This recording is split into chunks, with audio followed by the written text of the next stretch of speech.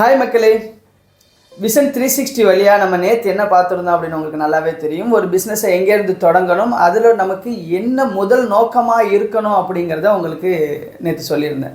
So பிஸ்னஸை தொடங்கி நம்ம நல்லபடியாக சக்ஸஸ்ஃபுல்லாக நடத்திட்டு அதுலேருந்து நமக்கு நிறைய ப்ராஃபிட்ஸும் வந்தாலும் கூட பிஸ்னஸோட ஒரு ஐடென்டிட்டியை க்ரியேட் பண்ணுறதுக்கு நாம் தவறக்கூடாது. என்ன ஐடென்டிட்டி அப்படின்னா அது நீங்கள் தாங்க. ஒரு பிஸ்னஸோட முகமாக ஒன்று நீங்களோ இல்லை உங்கள் கம்பெனியோட லோகோவோ ஏதோ ஒரு விஷயத்தை நீங்கள் ஐடென்டி பண்ணணும். அது மட்டும் இல்லாமல் பெஸ்ட் ஐடென்டி என்ன அப்படின்னு பார்த்தீங்கன்னா நீங்கள் உங்கள் கஸ்டமருக்கோ அல்லது ப்ராஃபிட் கிவருக்கோ கொடுக்கக்கூடிய சர்வீஸ் தாங்க அது. நீங்கள் ஒரு விஷயத்தை மற்றவங்களை விட யூனிக்காக செய்யும் போது என்ன ஆகும், ஒரு தனித்தன்மையோடு நீங்கள் செய்யும் போது கண்டிப்பாக அந்த வாடிக்கையாளர்கிட்ட நீங்கள் ஒரு ஐடென்டிட்டியை க்ரியேட் பண்ணுறீங்க. ஸோ இந்த நிறுவனம் அப்படின்னா இப்படிப்பட்ட ஒரு ஐடென்டிட்டியோடு இருக்கக்கூடிய நிறுவனம், இதை நாம் நம்பி நேர்த்தியாக நாம் நம்பி இவங்கக்கிட்ட போய் வேலையை கொடுக்கலாம், அவங்க அதை நேர்த்தியாக செய்து கொடுப்பாங்க அப்படிங்கிற அந்த நம்பிக்கையை வளர்க்கணும். அந்த நம்பிக்கை தாங்க ஐடென்டிட்டி.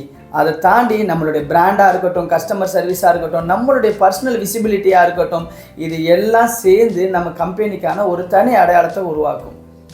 ஒரு தொழில் அப்படிங்கிறது ஒரு தனி மனிதனோட பொருளாதாரத்தில் எந்த அளவுக்கு பங்களிக்கிறதோ அதை தாண்டி அவனுடைய அடையாளத்துக்கும் அது மிகப்பெரிய பங்களிக்குது.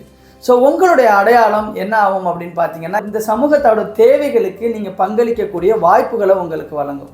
அதன் மூலம் நாமளும் பயன்படுறது இல்லாமல் நம்ம சுற்றி இருக்கக்கூடிய சமூகமும் பயன்பெறும், நம்மளுடைய தொழிலும் மேல் நோக்கி வளரும். ஸோ ஒரு ஐடென்டிட்டியை நீங்கள் எப்போதுமே கிரியேட் பண்ண மறந்துடாதீங்க மக்களே. நாளைக்கு வேறொரு டாப்பிக்கில் தொடர்ந்து பேசுவோம். நன்றி.